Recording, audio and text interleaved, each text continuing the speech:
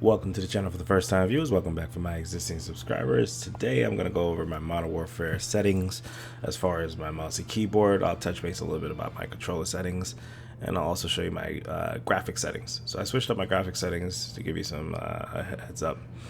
Pretty much I wanted to get similar FPS to when I was playing on 1080p, because now I play on 1440p. So even though I got a good graphics card, sometimes the frames be dipping. So I made some changes. Now I'm about in the 115 to 150 range, depending on what's going on in Warzone. All right, let's talk about the mouse. My sensitivity is 10.4. I used the website to pretty much scale over what I use from Siege, and this is kind of what it converted it to, and it feels just about the same. It takes about the same amount of space on my mouse mat to make a 360. ADS, I never changed, just kept it on relative. Inverted mouse look, mouse acceleration, mouse filtering, all that stuff off, and at 0 movement. I kept pretty much all of this the same. I may have changed, and this might have been in the very beginning, the prone to left control to match Siege. So pretty much what I went through is made sure everything was standard until it came to the keybinds that I use most for Siege. So like ping for me is Z. So that's how I do my quick pings, just because for me it's a lot easier, because that's how I ping in Siege. Didn't have to remember too much stuff. All right, weapons and equipment, pretty much all standard. Didn't really change this. My mount activation is my middle mouse key pretty much. So when I press the middle mouse key, I mount. Everything I have as far as sprinting is set to tap to sprint and then hold for ADS. Weapon mount delay 0. Fire weapon all standard. Next weapon standard. Weapon mount middle mouse. I think I did change that one. Alternate fire, that's B, the same. I did add my middle mouse, or not my middle mouse, my bottom left mouse button to be my melee, and I added my top left mouse button to be my grenades. So all my lethals get thrown with that. And after that, that's pretty much all default. So I didn't change too many things in here. I never even went into the actual kill streaks and vehicles, so I never go in here.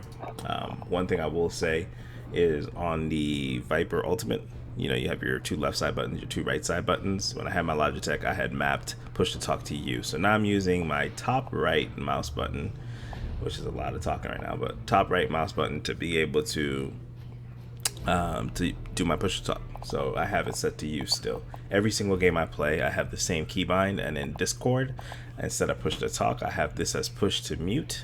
That way when I press the button, it mutes my Discord so they don't hear echo, or if I'm not playing with them, they don't hear that part of the voice chat. Let's talk about graphics.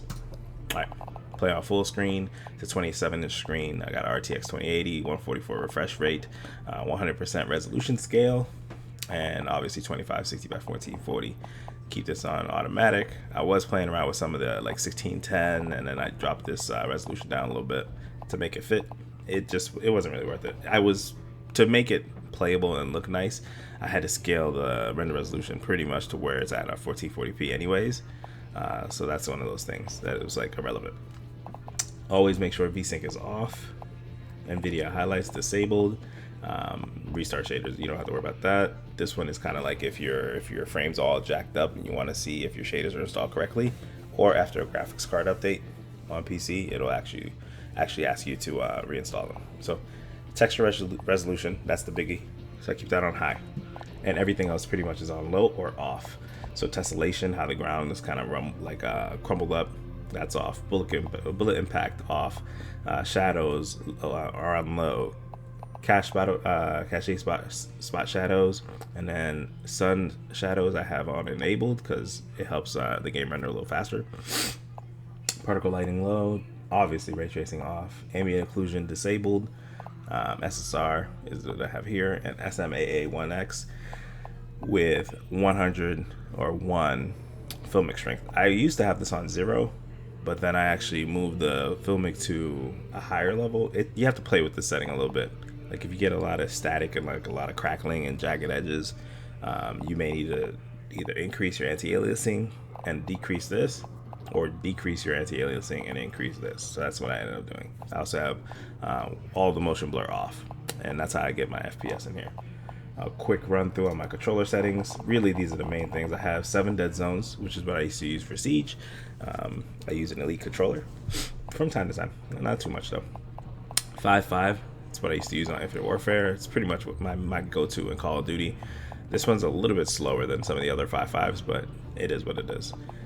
Linear response curve, vibration disabled, aim assist on standard. I'm looking forward to trying focusing today because I have no aim on console or on controller anymore. It's rough these days.